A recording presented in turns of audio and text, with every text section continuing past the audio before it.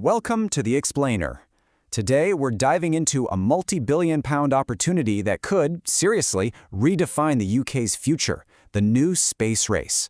Our source material today lays out a critical but very narrow window for the UK to become a global leader. The clock is ticking. So let's just start with a number, shall we? £490 billion. That's what the global space economy is projected to be worth by 2030. Now, to give you some perspective, back in 2019, it was $270 billion. That's not just growth, that's an explosion. And yeah, the race for this prize is on. The source material we're looking at makes a really compelling case that the UK actually holds a unique set of keys to unlock this market. But just having the keys isn't enough. So what's the missing piece to turn all that potential into actual dominance? All right, so let's first get a real handle on just how massive this opportunity is, and more importantly, why the time to act is right now. You see, the whole landscape of space has totally changed. It's not just for big government agencies anymore. Costs have plummeted, and at the same time, there's this insatiable demand for data and connectivity. What that means is space has turned into a full-blown commercial market. You can really think of it as a new industrial revolution happening literally right above our heads. And this is where the UK's unique advantage really comes into play.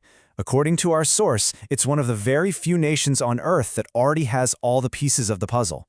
We're talking about a rare, vertically integrated value chain with Scotland right at the heart of it. And what that means is that it's one of the few places that can do the whole shebang, from start to finish. It can design and build a satellite, actually launch it into orbit from its own soil, and then analyze the data it sends back. I mean, that is a powerful, powerful competitive advantage. So let's break it down, starting with manufacturing, because this is where the UK's strength is just undeniable. Get this, Glasgow builds more small satellites than any other city in Europe. You've got pioneers like AAC Clyde Space, and even huge global players like Spire building their entire constellations there. This isn't just some plan on a whiteboard, it's a world-leading industrial hub, in action right now. Okay, next up, launch. Once the satellites are built, you got to get them into space. And this is where Scotland's geography gives it this massive leg up. It's perfectly positioned to become Europe's prime gateway to orbit. That high-latitude location is just ideal for the polar orbits that the booming Earth observation market absolutely needs. If this all comes together, the UK is on track to be the very first country in Europe with its own domestic orbital launch capability. Huge. And the final piece of the puzzle is turning all that raw satellite data into something valuable. And on that front, Edinburgh has quietly become a European leader.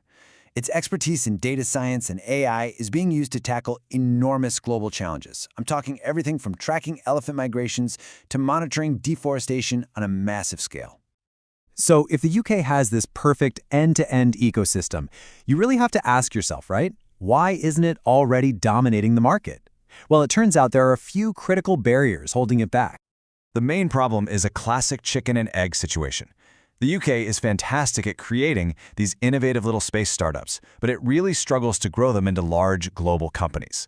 And that's largely because of a major gap in investment and, frankly, a shortage of experienced people to scale these businesses up. And don't just take my word for it. The consensus here is overwhelming, coming from industry experts and even a UK Parliament committee. Their conclusion is pretty stark, as you can see. Trying to build a launch industry without the government as a committed first customer is, and I quote, probably unprecedented. This really gets to the core of it. Private investors are just sitting on the sidelines, nervous to commit without seeing that guaranteed demand.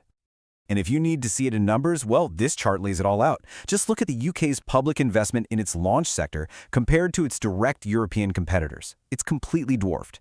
Germany is investing double, and France is investing a staggering 4 times as much. This isn't just a small gap, it's a massive competitive disadvantage. So what's the solution then? The source material argues it all comes down to a single strategic shift in government policy, one that could finally break this deadlock and unlock a flood of private investment. And that solution is for the government to stop acting like a passive funder and start acting like an anchor customer. So what does that mean? Basically, it means the government needs to become the primary large-scale buyer for UK space services. It needs to guarantee demand, which in turn gives investors the confidence they desperately need to jump in. And you can really see the difference here between the two paths. On one hand, you have the current way of doing things. These one-off grants, fragmented support.